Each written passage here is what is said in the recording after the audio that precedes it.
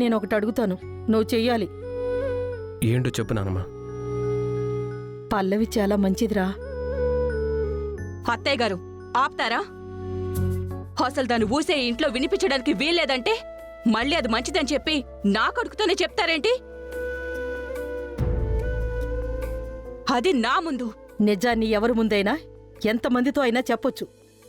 పల్లవి మీకు మంచిదానిలా కనిపించొచ్చు, కానీ మాకలా కనిపించట్లేదు. దానివల్ల మాకు జరిగిన మంచి కంటే చెడే ఎక్కువ.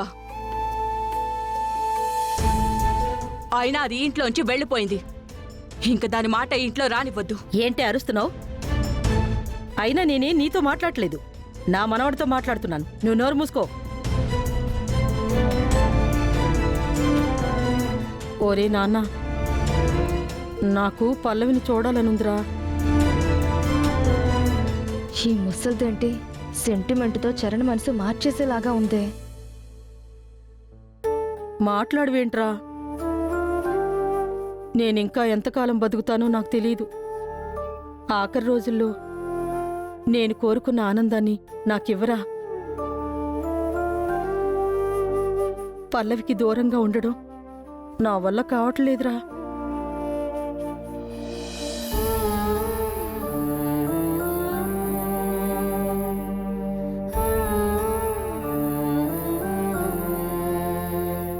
సర్లే నానమ్మ, నువ్వంత బాధపడకు. నువ్వు హ్యాపీగా ఉండడమే నాకు కావాలి.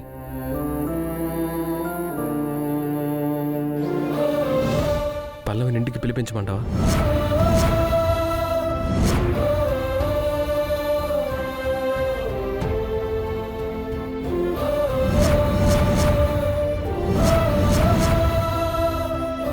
అన్నయ్య, ఇప్పుడు నువ్వేమన్నావు?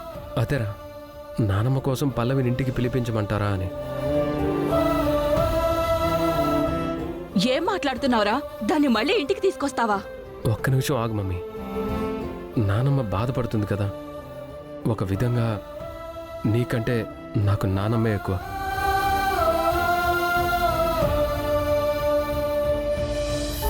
నానమ్మ, నువ్వు సంతోషంగా ఉండడమే నాకు కావాలి. నీ ఇష్ట ప్రకారమే పల్లవిని పిలిపిస్తాను. నువ్వు పల్లవి ఇక్కడే హ్యాపీగా ఉండండి.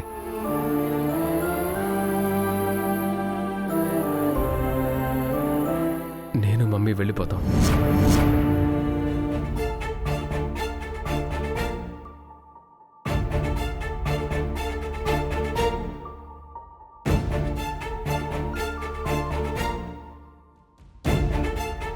ఏంట్రా ఇది?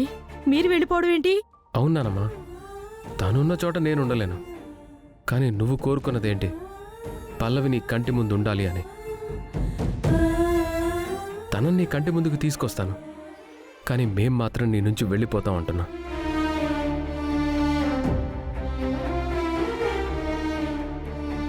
ఇప్పుడు చెప్పు, పల్లవి నీ కంటి ముందు ఉండాలా, లేకపోతే మేము నీ కంటి ముందు ఉండాలా?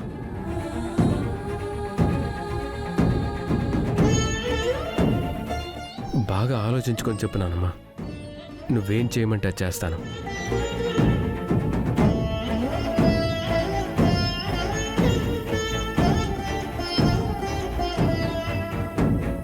చెప్పింది విన్నారుగా?